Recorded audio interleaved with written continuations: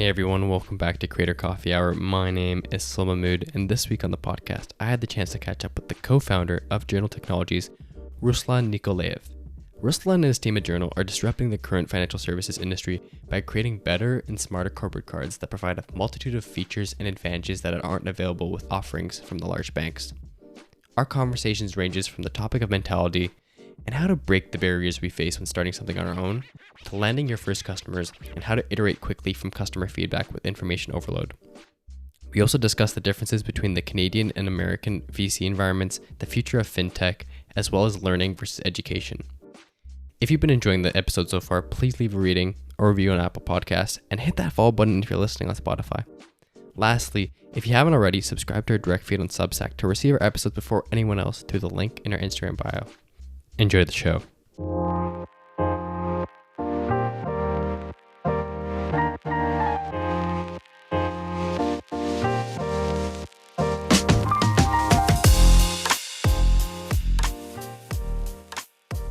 Awesome. Thank you so much, Ruslan, for joining me today on Creator Coffee Hour on our 6th episode.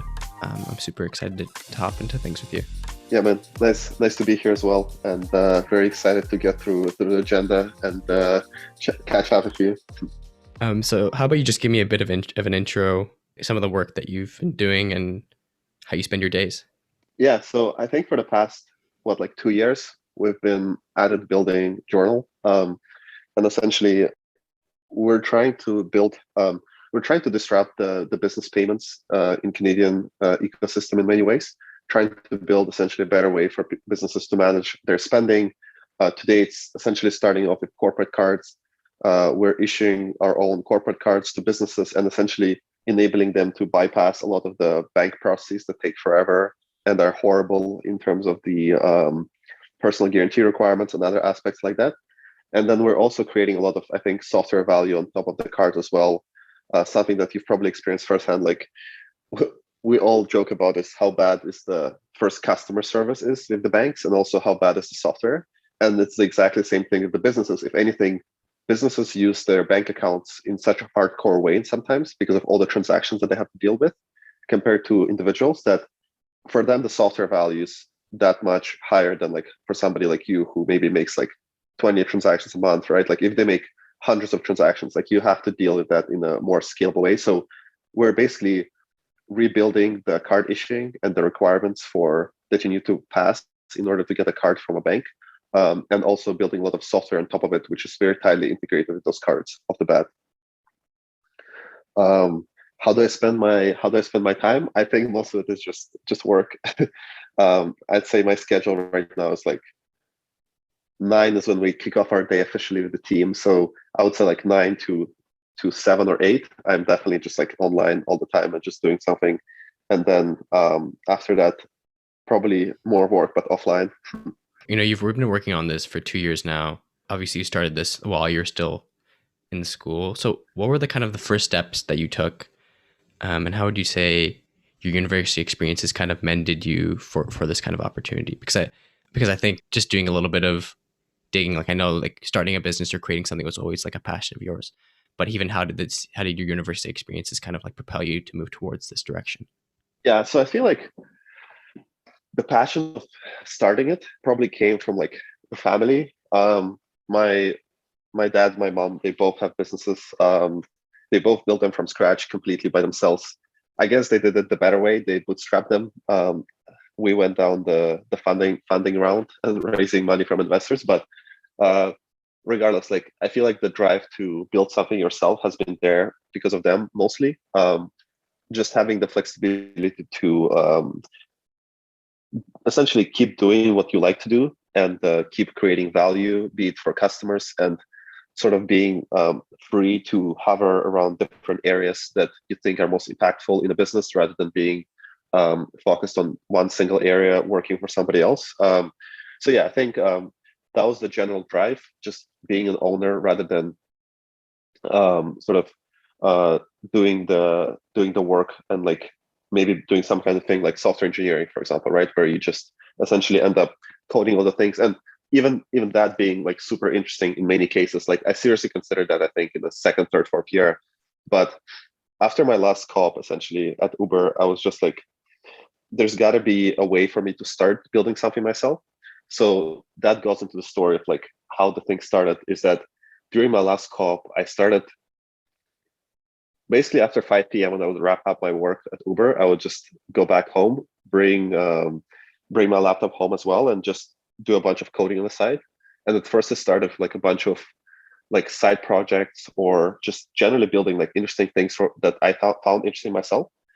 And then when I finished the co-op and came back to school, I kept doing that because I thought that this was like the best way to get started on a startup and building a business. So I kept building interesting things on the side. Back then, it was related to computer vision and sort of trying to extract information from like security cameras, be it in stores, be it in retail or something like that. And very quickly, that's when I involved my my good friend Griffin and co-founder, who became co-founder after. And I knew Griffin through school for a while, and I sort of knew I needed the person who'd be like willing to take a risk as well, and who'd be like good to work with. So Griffin was a perfect person for that. And when we started working together, I think that was one of the catalyst moments when I realized like this is very real, because working on something by yourself is really hard, but having another person by your side, working through problems together was like extremely valuable and just makes it so much easier and so much more exciting, I think. And I think the second catalyst that actually helped make this a real, I think, initiative and real business is that both of us essentially took our last co-ops completely off, and we just started working full time, right? So I guess the two piece of advice is just like find like-minded people who would be willing to work with you together on it, so that you're not alone. You can do it alone. It's just so much harder, especially out of university if you're like inexperienced in the space and you're starting everything from scratch, learning everything from scratch. Like if you're a multi-time founder and you have all the experience in the world to do it, like definitely you're better off doing it yourself.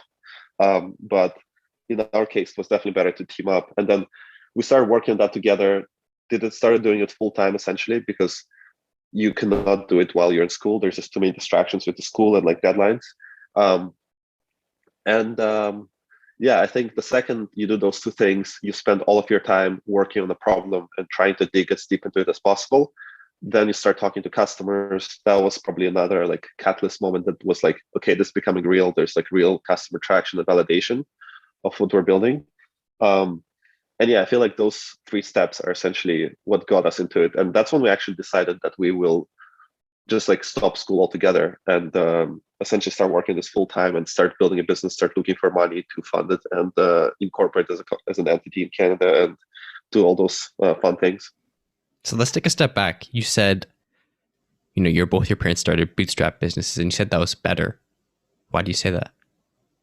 Yeah, I mean, like, I think the better part is that there's a lot of like cool things that come out of it if you're like a sole owner of the business, or even if you find it to somebody else, but there's no like investors in it, just because the incentives are like very different and you can sort of go at your own pace. I feel like the second you raise money from investors, there's expectations set in place, and they're both good and bad, right? Like there's the good side of it is that the pace at which you build is just so much crazier and so much more aggressive. And for specific businesses, that's definitely 100 times better. I also think that they were starting them in Russia, and they were starting them essentially in like 2000s, and the VC community, I don't think even existed in Russia during that time. So they just had no other options. I know for my dad, for example, his firm is much more tech focused. It could probably benefit from the VC funding quite a bit in the early days. But with my mom's business, it's a healthcare clinic. So she basically started herself and she funded herself. And I think it just creates different, I guess, incentives, because you want it to be profitable off the bat. You want it to be, you're in control of the pace at which you want to be building. If you can build faster, you go faster. If you want to slow down, you can slow down. But again, lack of accountability is probably why VC businesses grow so much faster, because they don't have that lack of accountability, right? There's investors on board from day one, and they just push you to go faster and faster. So for that reason, I think there's pros and cons, but the reason I said it the right way is because I feel like logically and like perceptually, that's the right way to do it. But honestly, the times are changing so quickly that maybe in 2021, the VC way is the better one. Yeah, maybe. I also want to kind of dive into the kind of side hustle culture and things that you kind of mentioned, like after 5 p.m. when you're working at Uber, the kind of things that you kind of digged into? Were they all kind of tech related, or how did you kind of pick things to kind of dive into, if that makes sense? Yeah, so there's actually like a lot of tempting things I feel like to get started on very early on. Like I know, so I did a co-op at Shopify before that, and I was pretty interested in dropshipping from there. Um, and I thought dropshipping was like an easy way to make a bunch of cash on the side, especially if you're smart about it. And I thought that maybe my experience at Shopify could give me like an edge in that space and like help me make a bunch of cash. But I on purpose sort of stayed away from that area because to me it felt like there's very like little like barriers to entry there. So to me, it felt like this is not sustainable, and this is something I could do for, let's say, 2 years at most, and then after that, I'll still have to think of something more serious. And if anything, my parents also always pushed me towards like a very like healthy, sustainable business, and I think the overall drive to like have build an impactful business rather than just like make money on the side was always there. So given all of that, and given how excited I think I was about the AI tech, computer vision, things along those lines, which is why I ended up in Uber in the first place. Given all those things, I was just like thinking I want to build something like super impactful, like a game-changing business in the computer vision space. The global vision for it was that you could take like any video stream. I'll give you the 2-minute pitch. I was very excited about it back then, but I feel like now I'm realizing how hard to execute this problem is. But basically the idea was that there's all these cameras that are only useful when somebody's watching them, right? And there's like no way for you to summarize what the cameras have seen and like have summary metrics over like the period of certain time, right? So the idea was basically to take any camera, be able to detect any object in it, right? And then just give you summary metrics on the cameras, and just instead of giving you a view of like, here, a security guy, if you're sitting here and watching the camera, you know what's going on. But if you're not watching, like anything can happen essentially. You can just have a dashboard and be like, I left an hour ago, there was 2 people passing by in this camera. I came back an hour later, and there's like 20 people, right? So there's 10 people who walk through this frame. You can dive deeper into it, maybe get their gender, maybe you can get their like age estimate, right? Things like that. So there's a lot of cool things that I thought were available there. But the computer vision space is just very tough and there's a lot of like push required, I think, from the sales perspective. So for that reason, we basically wrapped that up with Griffin together pretty quickly and focused on something that's more impactful and easier to see the value for the customers. So getting to that, then what you've moved into with Journal, one thing that I wanted to specifically talk about was, building your team. And you had Griffin, which is like the first good step. You obviously had worked together and you knew him, and you guys had a really, really good connection. But what was the process for building out the rest of the team around you, and how was that? Yeah, how did you make sure you're picking out the right people? Yeah, I mean, like to this date, it's hard to tell who is like the perfect person in a team because we're still so young, right? Like I think over the next like 5 years, we'll really get to know who's created like the most impact on the team. But regardless, what we try to do is, first of all, we just went to all of our friends, all of our university friends, to essentially get them to join us and get them excited about the business. I feel like the one realization we had from early days is that me and Griffin essentially have like an arbitrage opportunity because both of us are UWaterloo CS students, and if we can just keep hiring UWaterloo CS students, we know they're smart, we know they can build things. So we thought we can literally have an arbitrage of like hiring people we already know that are smart from our like school years essentially, and keep getting them on board. So today, I think majority of our team is like essentially Laurier/Waterloo. Actually, like 99% of our team is like Laurier/Waterloo students.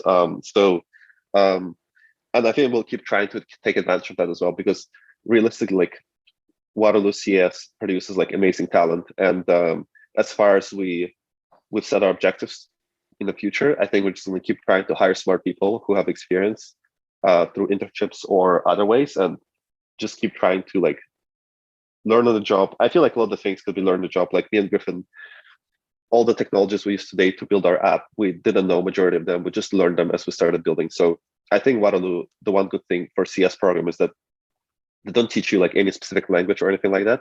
They just teach you the fundamentals, and then you can pick up any language you want to, like do the coding and other things like that, right? So I think keep hiring from Waterloo, keep bringing friends on board, keep getting like smart people into the business. I feel like those are the principles we've been following essentially from the early days. What were the biggest difficulties from you shifting just from creating something on your own or just with your friend versus becoming a leader and having to manage people, having to kind of maintain a good startup culture, those different types of things?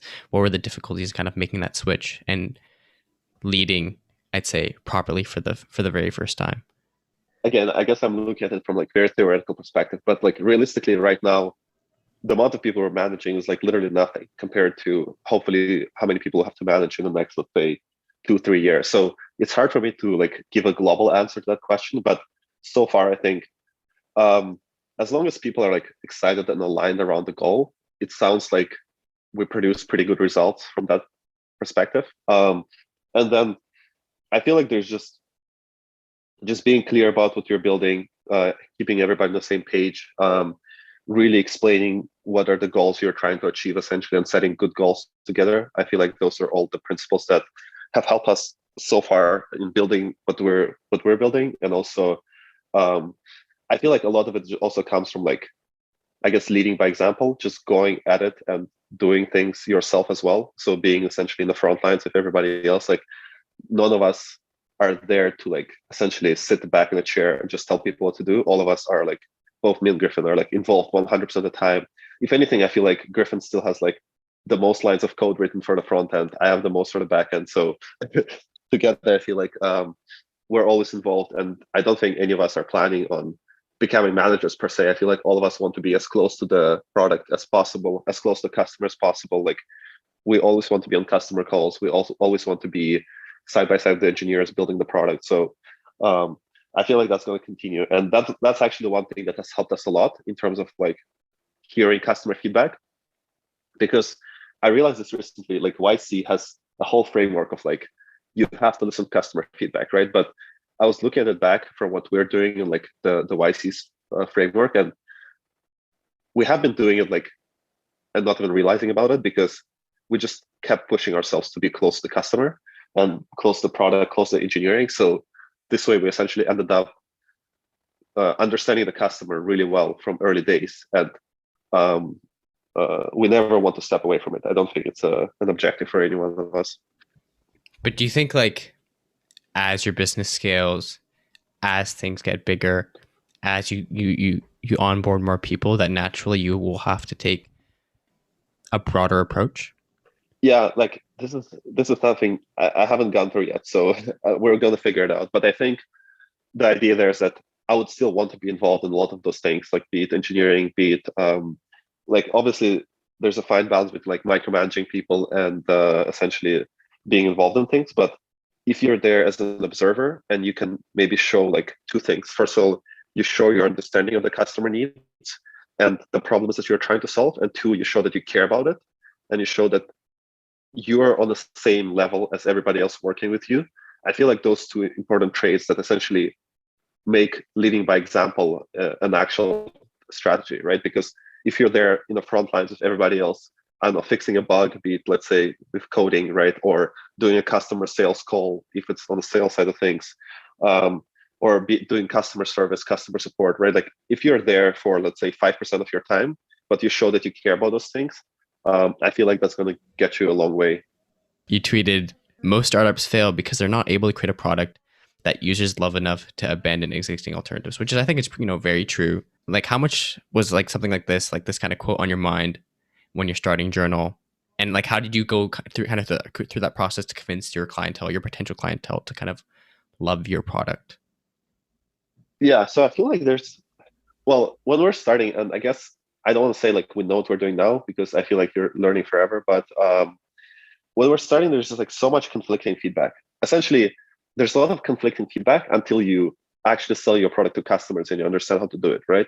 Before that, because you're in a white space and you're like listening to 100 different sources of information. If anything, on the internet, there's like so many blog posts about this, like so many different founders to talk to, so much, like there's just so much content out there, right? So and then we're also part of like a velocity incubator, part of the AC Jumpstart program. So there's just so many advisors that are there to help you, but the problem is like, who do you listen to, right? And I feel like when you're in this white space, it's really hard to figure out what to do. I feel like there's a few like fundamental truths that get you there, and I think that YC is really good at like convincing every single founder of those truths and like forcing you to follow them, and that being the product and being talking to customers. Um, that being said, though, like even YC can give you a lot of conflicting, like I guess, advices, because every industry can also has its own caveats. And what we started realizing pretty quickly is that we can either win through like product-led sales or through like sales-led sales, right? Where you have a sales force that pushes the product forward, or there's a product that's so good that like it sells itself. And we thought that what we're building in Canada could basically be kind of combination of both, or if anything, we want to focus on the product-led sale, but have the lever to pull later to like just enable sales to keep growing faster. But the product-led sale was very interesting to us. So I feel like creating that magical experience where somebody signs up for like a corporate card and can start spending with it within the next, let's say, 3 business days, compared to, let's say, 4 weeks. This is how long it took us with RBC to get a corporate card, like literally 4 weeks to get a corporate card and make a first purchase. And we tried to do it in 3 days, essentially. So I feel like there's a lot of this like magical moments when the customer's like, damn, this is crazy. Like, this is like a nice experience that I've been essentially looking for and waiting for. And that's what we're trying to achieve. And the one truth we try to follow is just like, make the product really good. Make sure you are creating that value for the customer so they're willing to switch over to a new provider or whatever it is. Because you can't make like the same product, right? You have to be better. And there's, I think, a lot of quotes on this too, from Peter Thiel, like you have to make a 10x better product, right? And things like that. But yeah, there's a lot of advice coming from a lot of people. I feel like this is the one that you can stick to, and sort of you will never be wrong about like building a great product, because at the end of the day, even if you don't have a great sales team and you can't figure out your sales, but you have an amazing product, at least you'll have a product-led growth leading you along the way. Mm-hmm. So that'll kind of lead into my next point then, with like landing your first clients, going through the kind of sales process, especially for your very first one. Like obviously you said, you believe that your product was better, like even just off of that one fact that you stated, the fact that, going to any big fat Canadian bank and it takes you 4 weeks to get a corporate card versus with your teammates, the difference is huge. But how did you get, an actual company to take a chance with you and your team, actually pull them over the line? And how do you kind of like first, I would say, create that contact and then, get them over the line? We can, and if you have a specific story, you can lead with that as well. Yeah, so in terms of the sales, I think from the early days, I was the one who was like in charge of sales, let's say. So I'll tell you the whole story because it's a very, a very interesting story to tell. So essentially, after our I wouldn't say failure, but like after our startup with the computer vision, we decided to put it on pause and like stop working on it. We wanted to build something that's gonna essentially be a couple of things. Because we were taking off like 3 months off school, which was our co-op semester, right? We wanted to have an impact or an answer if we should drop out of school and build this within the 3 months, right? Because the worst outcome possible is that we wasted 3 months building something or researching something, looking into the space, right? We haven't figured out if this is something we want to continue doing full time or not. And then we just wasted like 3 months worth of salary working for like Uber, like Shopify, like whatever it is, right? Like big companies could be making money, but instead we essentially ended up like not making any money, and then could have ended up like with no idea at the end of the day and just like go back to school, right? So that would be the worst outcome for us. So we decided to want to build something that's gonna have proven customer feedback, proven customer validation, and I wouldn't say easy to build, but at least we could build it with the conviction that the customer will want this, right? That wasn't the case with computer vision. I feel like a lot of the stuff we were building was like very white space. Like, what if we could do this? And they're like, well, do it. And then we're like, I don't know if we can do it yet because it's like AI, it's black box. Like maybe it works, maybe it doesn't work, right? So there's a lot of like back and forth there. So essentially, before we started writing even a single line of code, we talked to like 50 people in the space, specifically in finance space, to figure out what is the actual problem. And we recorded all of those calls, took notes on them, made sure that we like had a diligent process there. And that's also how we arrived to first, like, I guess 5 customers that signed up for us. And what we did in the meantime is, as we started talking to them, we started building like a prototype of what we want this app to look like, essentially. And we use this tool Figma. I think it's a very common approach now in the Twitter VC space.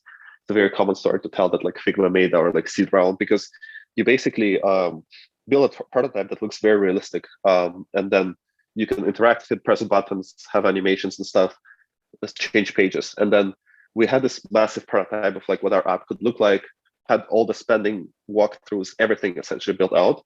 And we would show this to a few businesses, and then at the end of the day, a few of them said yes, and we ended up getting them to sign our LOI. And then we had those customer names essentially before we even wrote a single line of code. We had those customers giving us an LOI that are going to use us. And the way we reached out to those businesses and got those interviews in the first place is we just played like a student card. We said like, hey, we're students from Waterloo, building something interesting in the space. Just try to make ourselves sound interesting to talk to. We said explicitly, this is not a sales call. There's like a bunch of stuff we did for the email template to make sure people open it. But yeah, did a bunch of cold email, build a prototype, talked to a bunch of customers, got LOIs. From there, we actually started building the thing. And I feel like the next most critical step for us was to actually launch the product and give it into customers' hands, because that's when we started to see a lot of validation and feedback for what we're building that works and what doesn't work. We launched with a very simple product, realized right away the things we need to add to it to make it better. Essentially, we launched with just the cards, right? Realized all the software value that's there to unlock to make it even better, started building all the software, and essentially like a month and a half ago, maybe 2 months, we actually started onboarding more and more customers on the platform. And now it's really picking up there and like going way up in terms of the customer onboarding. And all of it started with like a very simple prototype, a few customers to pioneer us with. And for that matter, I think it was like 3 businesses that started using us from day one. And their feedback was like literally like, there was a lot of conflicting feedback. It's like, why are you not spending more through the platform, right? And they would be like, well, you don't have this one feature. And then we're like, is this really that one feature, or is fundamentally the platform not what you want, right? So there was a lot of back and forth, but like through that process, we actually figured out what we want to build and how we want to improve the product. And essentially, those customers were like by far the pioneers, and they really pushed the product forward. So you mentioned landing one specific large client, like the story you kind of wanted to tell. I think it was Avik. Yeah, so with Avik specifically, what happened is, I mean, we got really lucky. I feel like you always have to get a bit lucky here to get your first customers on board. But basically, their CFO, Tim Martin, he was amazing mentor and super supportive person from day one. I just reached out to him. I was like, hey, we're building this, students, really interesting to hear your feedback. This is not a sales call. And it's like, okay, let's do it. Ended up chatting with him, showed him the prototype. He was essentially down from day one. He's like, this looks really interesting, very exciting. I'm down to try it out. Got him to sign the LOI. We tried to go grab a coffee with him as well right after that, so that we at least see his face at least once. And that was good, because then the COVID hit and we wouldn't see him for a long time from there. But yeah, that was essentially the story of Avik. And ever since, he's been basically pushing our product internally within the company quite a bit. He got us to talk to a bunch of directors of finance that they have in there. They're a pretty big company, so he himself is not the user of the product, but he pushed it over to his director of finance, who gave us amazing feedback. Then it was their financial controller, who also gave us amazing feedback. And all those people, just with his sort of nudge and with his push, were like all amazing advisors to the product and make it better. You've mentioned it previously, before you started, the abundance of information that you're given in terms of starting. But now that you've started and you have it, you're building a larger base of clients. You're obviously receiving more and more customer feedback because of that, right? And I feel like it can get to the point where it's again returning to the abundance of information kind of standpoint, right? We're receiving so much that it's hard to kind of filter through and pick out what's the most important and what's the priority for either like what's the next step or what's something that's later down the tunnel that we want to be changing. What's your kind of approach now with this? Because obviously, as you onboard more and more customers, you're going to be receiving more and more of that feedback. So how do you make sure you're filtering down to what's most important for you and the team? Yeah, I mean, I don't think there's like a single answer to this question. I think all it is just having a good process and like principles that you follow to make sure you don't make mistakes, or at least that you're convinced you're not going to go back at it go back at your decisions and be like, why did I make this decision, right? And you're like, I don't know, it was completely random. So I feel like following principles and defining a bunch of principles that everybody agrees with and following those to make your decisions probably makes the most sense in this case, just so that you're never looking back at it and like wondering why you made certain decisions. Yeah. And what we try to look at is just urgency with which we can build it, our general roadmap, like we can bucket things into like quarters, months, what we're shipping at which stage, right? If there's a new feature request, we can put into that order. We're very keen about demonstrating our customers, and I feel like we've gotten amazing feedback so far from doing this, that we're building really fast. Like I think in the early days, when we just had like a couple customers on the platform, we would ship features like literally overnight for them, just because they would ask for something, and then both me and Griffin are engineers, so I would be like, I'll do it, or he will say that I'll do it, and basically we would ship things as fast as possible, and just to show them that cadence of launching very quickly and get feedback for it, improve it, and keep doing that over and over again. So I feel like the prioritization, I don't think I have a perfect answer for it, but we are following a few principles to make sure that we don't make like stupid decisions.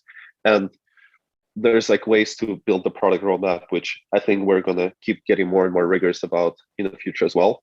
But yeah, I think there's always conflicting, and there's no perfect way of doing it. But as long as there's a process, I feel like it's gonna be all right.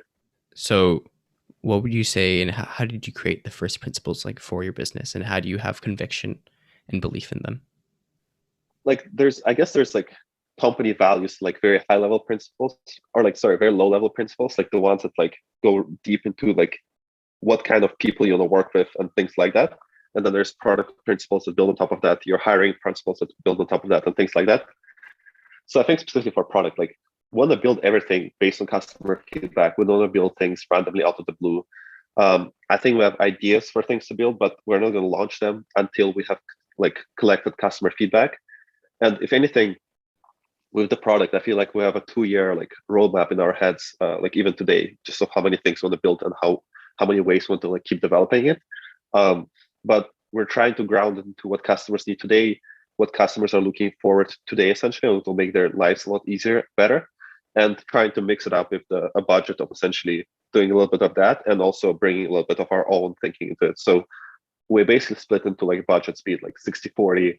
If we want to spend, let's say, 60% of our time building feature requests, 40% building new things, and then we just agree on that budget and sort of push forward with that, and then just assess later how that went and if there's anything we want to change. And we have a lot of retrospectives, which is brought on board by our co-founder Griffin, and yeah, always try to assess and improve it. But so far we just budget and see how it goes from there. Yeah, let me do like a reverse interview here. What's your like longer term goal, I guess, with this? Like where do you want to go with it overall? Like, are you trying to there's a lot of, I think, interesting opportunities to like build like founder type of podcasts. And it's interesting to me that you're starting the Laurier and like Waterloo community, but like really curious where you want to go with this. Like what's the perfect outcome from this in like 5 years? I haven't really thought of it like in a 5-year standpoint. I think really what happened was, so I graduate in April technically, and then I have 4 months where I'm doing like my graduate diploma for my CPA, and then I start work later this year. I've always just kind of been interested in the space, and I haven't really done anything. And content was always really interesting to me. Like I've always been a really, really good speaker. I've always like really, really enjoyed talking to people. I've always loved podcasts. So really, I think like the main thing is like I'm just doing this just for fun first, just to see like what I can learn from it and what I can see that I can build with it, and just like kind of using it as a learning experience to kind of propel it into different things. I don't think like ideally, like if I were to become a podcast creator, and if that's like what my main thing would become, then I'd love to really speak to, like, for example, like the Tim Ferriss podcast where he talks to like industry leaders and thought leaders. That would be amazing to me. Speaking to people like Naval, speaking to people like Ramit Sethi, Jason Kalakanchik, whatever his name is. Who? Kalakanis. I know it's his last name. Jason, like he is one of the early investors in like a lot of startups. He's like super vocal on Twitter and stuff. I don't know if I follow him. He started this company called Saster. I don't think I've heard of him before. Oh yeah, you should definitely follow him. He's like a Twitter OG / podcast OG. Okay, I'll look into that. Yeah, honestly, like it was just more of like taking a risk and doing something that I just think that I would kind of enjoy, and just interviewing people that are kind of like within my network, but that are doing like really, really cool things. Yeah, the reason I'm asking is because like there's people who like build real businesses from, like, I want to say it's a podcast, but I think at a broader scale, it's literally just like personal brand, right? Personal image. And I feel like that's a completely valid way to go. If anything, I was actually looking into the space. I was really interested about this myself. Like I was looking into like how to build like a Twitter following and other things like that. For now, I think I put it on pause. But regardless, like I definitely think this is like a very, very interesting space. I think some of my like favorite business writers essentially just like do a newsletter once a week, right? And they spend most of their time thinking about theories and like ways to organize things in their heads and like put into framework and stuff like that. So yeah, I find this very, very interesting. So that's why I'm asking if you're thinking of this like as a full-time thing, or if you're thinking of it's just like a having fun type of approach, and then seeing just where it evolves into. So yeah, it's definitely something that I've considered, but right now it's more so me just trying things out. Yeah. And just seeing where things go, I would say. And not taking myself too seriously while I do it, just like having fun with it. And then kind of reevaluate, see where I'm at, see what I've enjoyed, what I haven't liked, and what I kind of like my main objective would be with it. No, yeah, respect for starting. I feel like starting is always the hardest part, and then you can probably take it in main directions now. But that was my biggest thing. Like, just like anything else, like, you're only going to learn most when you actually start and actually go through the process of like actually doing. There's one quote that I read: "Inaction is the worst form of action." Oh yeah, it's the. It actually reminds me of this the Office episode where they do like Michael Scott writes like you miss 100% of the shots you don't take. That's Wayne Gretzky, and he was like quotes Wayne Gretzky, and then just Michael Scott at the bottom. Like it's very funny, but it's like 100% true. Yeah, it's I definitely agree with you, and that's why I feel like the number one advice is just like stop caring about grades. Like I think you need to finish school, to be completely honest. Like I don't think you should like drop out of school. If anything, in the online world, like freaking do it on the side, like spend like 1 hour a day like finishing your assignments, and then do something like actually impactful on the side. But realistically, after like second year of university, you can literally just like not care about school because you know how to pass the classes, get like 70s in all of them, or like 75s, and just like focus on something more impactful that's going to go beyond like the 4 years of your university education, and it's going to like push you forward in your like actual career after you finish university. But yeah, like start doing something on the side as fast as possible. That's like the biggest advice, I guess.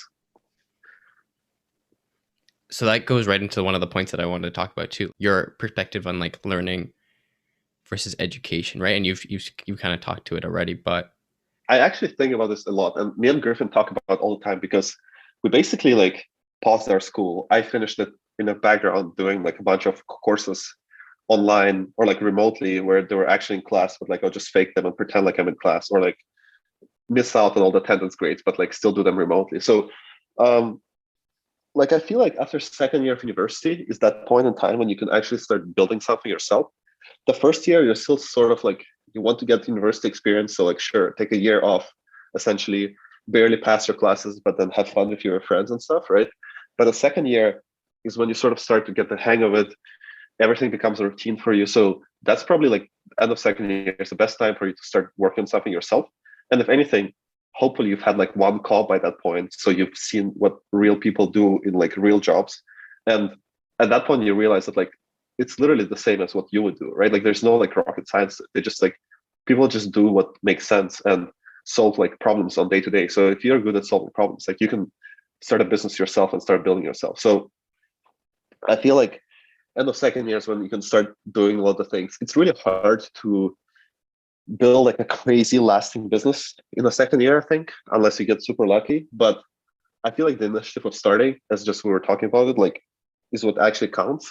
And there's like two outcomes there. Like even if you completely fail, like A, you've probably built like an amazing network while failing, right, in that process.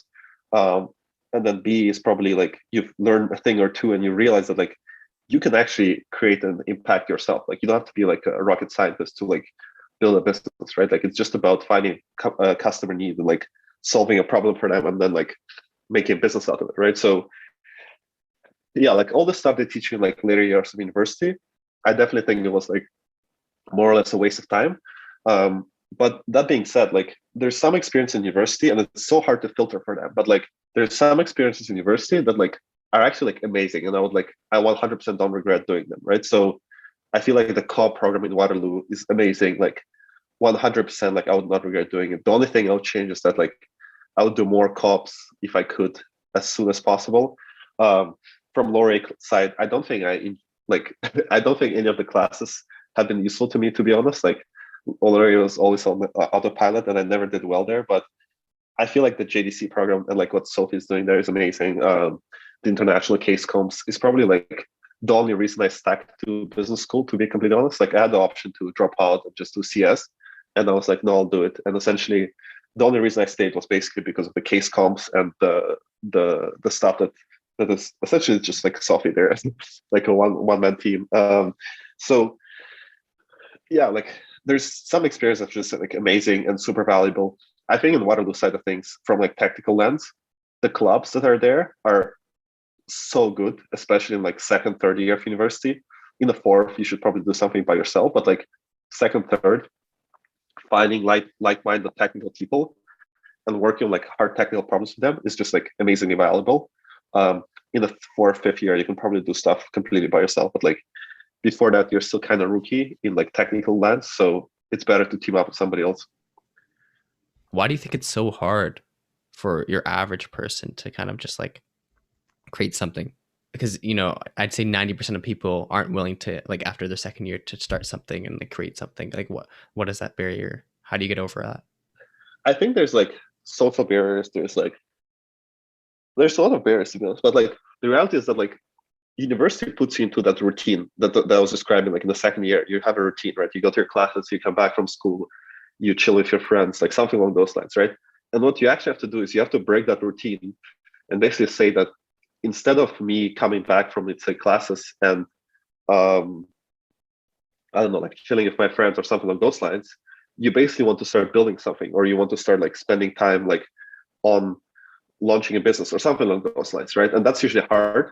And that's why I find finding like-minded people is so valuable, because then you don't feel like the awkward, like socially disabled person who like can't like hang out with friends, but you actually feel like you're part of community, but the community just cares about, let's say, building something versus, let's say, just chilling and hanging out, right? So that's why I feel like finding like-minded people is super important. But essentially, you have to break that social routine of like going out every Friday maybe, and instead spending time like researching, I don't know, like connecting with people on LinkedIn, like all this like small things that actually end up pretty impactful long term. If you're building like a personal brand, like you probably need to spend time researching like industries, right? Like if you're writing a newsletter, you're probably going to be like typing out things in your free time. So that's, I think, one barrier to break. A second barrier is just like the fear of starting yourself something. And that one is kind of harder to address. I feel like a lot of it comes from like seeing somebody else do it and then realizing it's not that hard, and then also doing it yourself.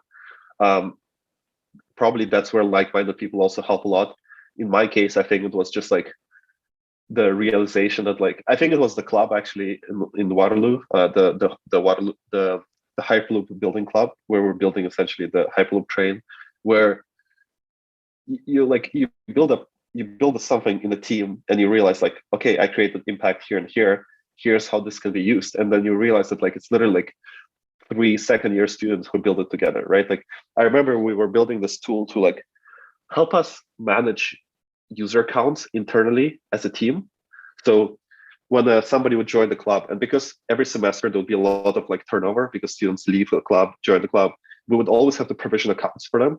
So we basically built this tool internally that helped us to like create somebody like a Slack account, email account, add them to the G Drive, like a bunch of stuff like that, right?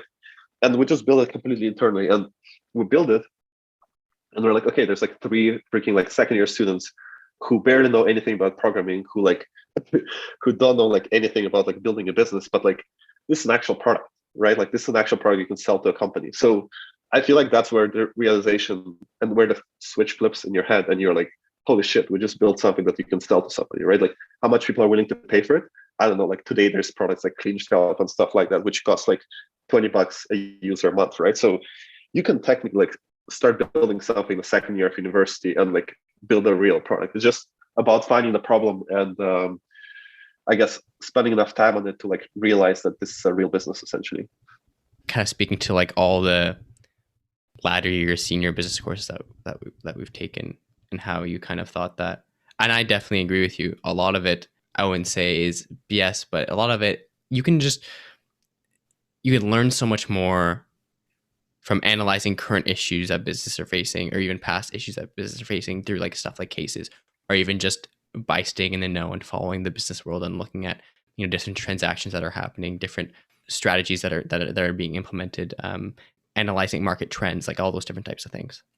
Yeah, like I feel like business school is just like, it's not a waste of time by no means, but like unless you go, and I feel like that's where specializations are useful, but unless you go into like HR, for example, I guess business school is not great for people who want to start something themselves. It's good for people who want to learn the business theory, maybe go for MBA later or do something along those lines. But like if you want to start a business yourself, like after first year of university, there's nothing else you need to learn that's going to like significantly help you start a business, right? So for I guess the entrepreneur person, like business school is definitely not the right fit. Like even though it sounds the most logical, it definitely is not the right fit. So would you say technical knowledge is more important, and then you can even get your business knowledge from outside of your traditional educational background, right? Yeah, like I don't know if you need to go to school to to start a business, right? Like there's so many business, like small business shops that like work completely fine, make a lot of money, like are like completely founded by people who haven't had the chance to go to business school, right? So all the things outside of, let's say, your business school education, right? So competing in case competitions, like I mentioned, analyzing issues that businesses are currently facing, and like even your own curiosity and observations that you'll tweet about, stuff like that. All of this analysis and learning, how is that more contributed to your learning and to starting your venture rather than your traditional business educational background? So I guess they all teach like different things, but I think the medium, the blogging, things like that, I could put it in the category of like passing that threshold of like realizing you create impact yourself, and like the fear of starting something yourself. That's what it helps you with. I feel like and that's what I actually did myself. I wrote a bunch of Medium articles at some point. I remember there was a point in time when I wrote this super funny one, how to generate Drake lyrics with like a machine learning algorithm. It was like so bad. But it got like 10,000 like claps or whatever it's called on Medium. And I was like, okay, this is like pretty real. Like there was a Spanish teacher who emailed me a month later, and he's like, I want to use it in my ML class in like Spanish university. I was like, okay, like go for it. But regardless, like that helps you to overcome the threshold of like, it's scary to start something yourself, I think. And then I feel like the case comes, what they help you is just like, you realize that all these problems that people face in like billion-dollar companies or like huge corporations or even like any business essentially, like they're just like completely normal problems that it's just a problem and like anybody can think of an answer to them. The question is like, do you have the right answer or not? It's very subjective, but the reality is that nobody knows what the right answer is, right? So it's more about like putting the mental effort into thinking about it and thinking of all the edge cases, all the possible outcomes, than somebody just being like, oh, I'm smart, I'll definitely do better than you at this, right? So I feel like it helps you in that aspect. Maybe it's also part of like overcoming the fear, like whatever bucket it fits into. But realistically, all of them say the same thing. And if anything, the business case comes is just like, it's the most application of business knowledge you'll get outside of like the university. So yeah, I feel like they all help roughly in the same category, but realistically, that was just like the best use of your time in university. I agree. So I think we've talked a lot about kind of university and like other more mentality type things. I want to jump back into the business and kind of like touch a few more things specifically to your business and then on the industry as a whole. So you mentioned the kind of the funding activities that you guys have kind of got involved with. I kind of just wanted to talk about like what was it like raising VC money like in Canada, and what kind of your thought process on like why you didn't decide to go to the US, and what your opinion is on VC in Canada versus VC in other countries across the world, I guess. The way our entire round happened was pretty interesting. So we had a connection to one angel who essentially made a lot of introductions for us. I feel like that was a way to, I guess, validate the idea in many cases, because when a bunch of smart people agree to invest, each one of them individually feels more comfortable investing, right? So I feel like there's a lot of that. So the first person we talked to, who's been super supportive of the business, he basically just like pushed forward a bunch of invites to other conversations. We did other conversations as well, and everybody seemed very exciting, and that's how we ended up closing our like pre-seed round, I guess. And there wasn't much thought put into like US versus Canadian investors. I think the only thing we thought about is just like, we know for a fact that US investors have better, like the rounds that go down in the US are just so much crazier than Canada, right? There's more cash, more competition in the VC space and other things like that. We really want to have a VC even at the first stage, where we were like essentially an angel company, because we thought they would add a lot of structure to the business and our board. So that's why we actually went for it. And other than that, haven't put much thought into it. I know for a fact that like there's better, I guess, rounds in terms of numbers in the States. And that's why I think businesses in the States grow faster too, is because you have a bigger market, more money being pushed into business, and just more opportunities there. But regardless, if you're a Canadian company that sells products to Canadians, I think it's hard for you to go to the States and raise from US VCs. So only if you have a US product, only then I think you can go to the US VCs and raise from them. Something that I've noticed is that, especially in the KW area, more specifically on the Laurier side, I find that a lot of startups tend to prefer going like the grant route, the innovation hub route, instead of like raising money through equity, through giving out equity. Well, I'm just curious, like, what's your perspective on that? Like, why do you think that is?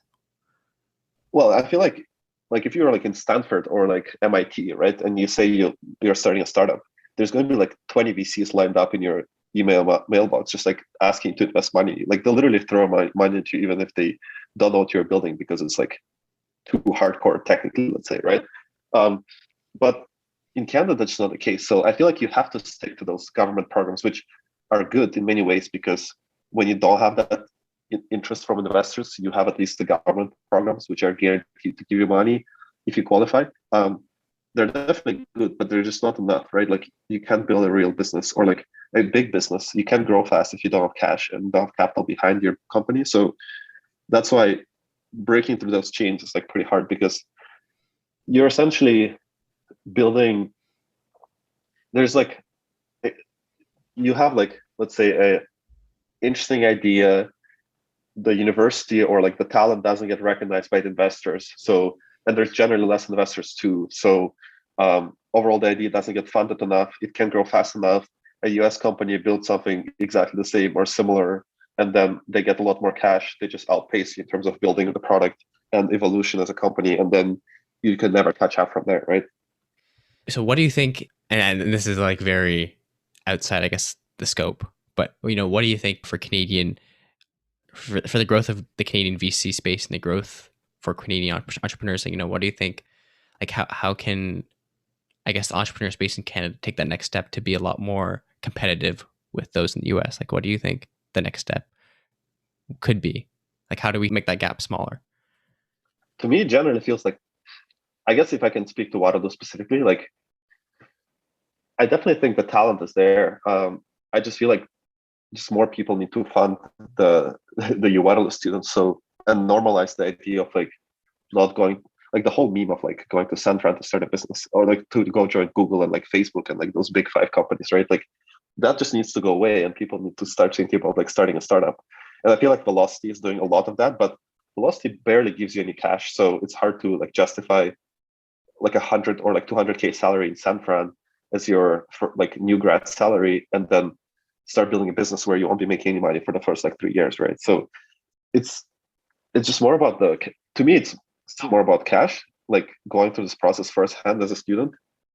If somebody were to tell me that like I can have like a YC like level incubator that I can go to right out of university or even in my last year of school, and people will take me seriously there, and you can like get real funding in there and build a real business, like 100% of the time, I feel like Waterloo students will lean towards that option over going to like San Fran and like working for Google or Facebook. If anything, it's a joke, but like it's like the meme of like starting a startup is there. It's just like nobody actually pulls the trigger on it because it's like not very feasible. But like everybody talks about it and low key wants to do it, right? It's just I don't think there's the infrastructure for people to do it. And there's a few funds I think that are getting better at it. Like there's a few ones in Toronto that essentially reach out to you the second you pitch something interesting at the Velocity 5K competition or something along those lines. But it's just not enough. Like if there's 2-3 funds that do this, that seriously take one of the students and want to mentor them, want to coach them, and want to like help them build a business, you still need more because there's like hundreds of graduates every single year, and you want to enable all of them to start a business. To me, it's just like the other part of it is that's shocking. It's just like how many things YC has gotten right so far that like they were able to produce like consecutively so many successful businesses. And I feel like we just need something similar in Canada, like something similar to YC, like a school for entrepreneurs that will make it a completely viable option to like drop out of university third year and like go build something yourself. There's been a lot of acceleration for a lot of like industries throughout COVID, and arguably one again is also fintech, and even the whole DeFi and crypto space as well, and how they're all kind of interrelated. So, what does fintech mean to you, and where do you think, and where do you see kind of the industry moving towards? I guess it means different things in like different countries, because in the UK or like Europe, fintech is like the government is essentially unbundling the bank and is requiring banks to just provide all the services and all the data to like new players. In Canada, it's completely different. Like there's no regulation to help you build a fintech company, right? Which is why it's even harder than the States, for example, to launch like a credit card business or something like that. But to me, it's just like all about unbundling what we currently have. I don't think there's like too much room to build like brand new financial services. If anything, the only arbitrage here is just like the new data that you can get maybe in some cases, but you're not going to like create a new loan product. Like those things have been created over a very long period of time. They have reasons to exist. There's a lot of financial products that have been tried throughout this time that have failed in many cases because they just don't make sense. But I feel like now that there's a lot more data in the space, there's some unbundling of banks that is happening. I feel like that's where fintech is like striving the most, essentially. What it feels like to me, what's happening is that if you look at the value chain, like the fintech is trying to play in the consumer side of things because they can't go down to the infrastructure layer because that hasn't been unbundled yet, but at least you get to own the customer and then from there slowly grow in your stack and get deeper into the core of the value chain. But yeah, like get to the customer, create a better service for them, create a better product for them, and then from there keep expanding. I feel like that's the game, the game plan for a fintech startup. And the amount of infrastructure that needs to be unlocked, and it's crazy. Like if you think about it, like card issuing sounds so simple, like issue a card with like Visa network, right? By definition, this was digital the whole time. Like I know my one of my mom's husband, my stepdad, basically he tried to start a card issuing startup, and he was actually a co-founder of one of them, like way back in 2000s. And he had to fly to like Belgium and talk to Visa directly and like negotiate with them just to issue a card. Like it's crazy how complicated the process was. Now you can just go to like Stripe and issue a card and like build card issuing business in like over the weekend, right? So the second you unlock that one small piece of the infrastructure, the amount of businesses that can be built on top of that is like tremendous. And then once you build the business on top of that, there's more business to build even more on top of that, right? So it's almost like the more you unlock that infrastructure, the more you make it accessible, the more layers of like complexity you can keep adding to it, and the more complicated the services can be that you're providing to your customers, right? So yeah, I feel like this is just the beginning of the like fintech movement, if anything. I know for a fact what's been happening is that UK and Europe, like European Union, is being a leader in many cases by unbundling the banks and pushing regulation to do that. US doesn't have that regulation, but they're copying UK because they want to fall behind in terms of innovation. Then Canada copies US, right? So essentially what it sounds like to me is that as UK and other countries around the world keep pushing the unbundling of this, like China, for example, is launching a cryptocurrency. US does the same thing now, even though it's not government led. Now it's led by like Facebook, for example, and other players, right? So I feel like US is going to keep copying other countries where it's led by the government. Then other countries are going to copy US as well. So it's going to be a vicious cycle, but it's just the beginning. Like there's still so much to unpack in the infrastructure of the banking and other aspects of it. So yeah, very excited for the space overall. Just for listeners who may not understand, could you kind of explain like what you mean by maybe unbundling financial services? Like maybe provide like another example other than the card issuing example. So maybe I'm not even using the term correctly, but I feel like the definition of unbundling is that you take like a big service and then you split into smaller ones and then you sell them separately and do a better job at like selling individual ones. And then over time, as you become so good at selling individual ones and do a lot of them, you bundle them back together into one big service.